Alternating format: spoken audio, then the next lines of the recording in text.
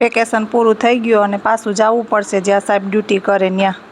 તો જુઓ અહીંયા બધા મારા ઠેલા ભરાઈ ગયા છે અને મારો ભાઈ મને મારા મોટા ભાઈને ત્યાં પહેલાં મૂકવા આવશે અને પછી ત્યાંથી હું રેલવે સ્ટેશને જઈશ. મેં પહેલાંના વિડીયોમાં જોયું હશે કે મારા બાપાનો છોકરો કેશોદ રહે છે, તો હું ત્યાં એને ઘરે પહોંચી ગઈ અને પછી સાંજનું ટાણું થઈ ગયું હતું તો મેં એક ડ્રેસ સીવડાવવા પણ નાખ્યો હતો. તો હું અને મારા ભાભી બંને પહેલાં ડ્રેસ સીવવા નાખ્યો હતો તે લઈ આવ્યા અને પછી ત્યાં આવતા આવતા સાંજ થઈ ગઈ. તો અમે લોકોએ પહેલાં રસોઈ બનાવવાની શરૂ કરી. મારા ભાભી કે આપણે આજે મંચુરિયન બનાવશું. તો પહેલાં જો મારા ભાભી અહીંયા ડુંગળી, લસણ, મરચાં, આદું બધું સુધારીને રાખ્યું અને મેં કીધું કે હું પણ તમને થોડીક હેલ્પ કરી દઉં. તો જુઓ મેં કોબી અને કદ્દુકસ કરી દીધી. થોડુંક કામ ભાભીને કરવા લગાય, નકર પછી ભાભી કે નણંદ તો બેઠા બેઠા ખાય, એટલે પછી થોડાક કામ કરવામાં હેલ્પ કરી. તો જો મેં ખાલી સુધારી દીધા હતા ટમેટાં અને આદું. અહીંયા જો બધો મસાલો કમ્પ્લીટ કરી અને મારા ભાભી મંચુરિયનની ગોટીને ફ્રાય કરવા લાગ્યા. અહીંયા ગોટી બધી ફ્રાય થઈ ગઈ અને હું અને મારો ભાઈ બેઠા બેઠા વાતો કરતા હતા.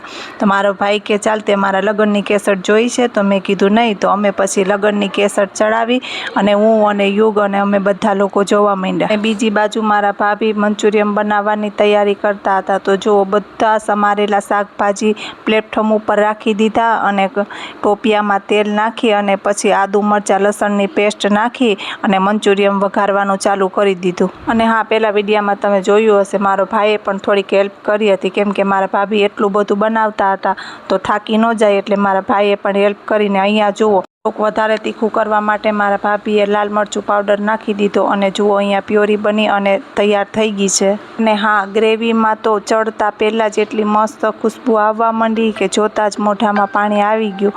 અને અહીંયા મને રેલવે સ્ટેશન મૂકવા માટે મંતુ અને મારો ભાઈ પણ સાથે રાતના આવી. મેં મંતુને કીધું કે એલા તને મંચુરિયનની ખુશ્બુ ત્યાં સુધી પહોંચી ગઈ ભાભુની કે તું અહીંયા છે ખાવા માટે આવી ગઈ? તો જુઓ यहाँ મસ્ત ચટાકેદાર ગ્રેવીવાળું મંચુરિયન બની અને તૈયાર થઈ ગયું. અને હજી જો મારા ભાભી લાલ મરચું પાવડર નાખે છે તીખું બનાવવા માટે. અને જુઓ અહીંયા અમે મસ્ત કેસર જોતા હતા મારા ભાઈના લગ્નની 22 વર્ષ પહેલાંની કેસર છે. તો જુઓ અહીંયા આમાં કેટલા લોકો છે, આમાં કેટલા લોકો તો એક્સપાયર પણ થઈ ગયા છે. જો આ મારા બાપા છે તે પણ નથી. અને કેસર જોઈ અને બધી પુરાની યાદો તાજા થઈ ગઈ. અને હા, કેસર જોતાં જોતાં અમે ડિસ્કસ કરતા હતા કે ત્યારના કોઈ પણ લોકો જાડા નથી, બધા પાતળા છે અને બધા સિમ્પલ છે, કોઈ દેખાવો નહીં. કેસર જોતાં જોતાં જુઓ અહીંયા મંચુરિયન બની અને તૈયાર થઈ ગયું હતું.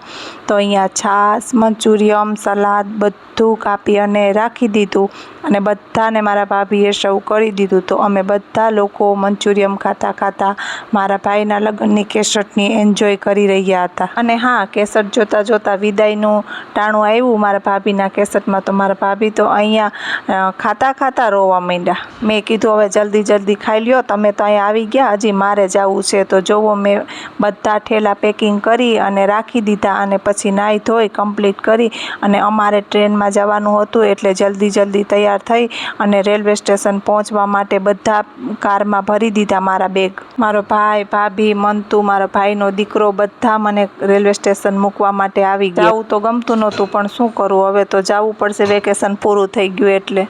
તો કારમાંથી બધો સામાન ઉતારી અને પછી હું અને યુગ ને મંતુ અને અમે બધા ટ્રેન આવવાનો વેટ કરી રહ્યા હતા. તો તમે જોઈ શકો છો અહીંયા હજી સુધી ટ્રેન આવી નથી, એટલે અમે લોકો અહીંયા ટ્રેનની વાટ જોઈ અને ઊભા છીએ. મારો ભાઈ અને મારો ભાઈનો દીકરો મંતુ તો કહેતા હતા કે ફઈ હજી રોકાઈ જાવ ને, અમે ફુવાને ફોન કરીને કહી દેવું મારા ફઈને હજી રોકાવા દે.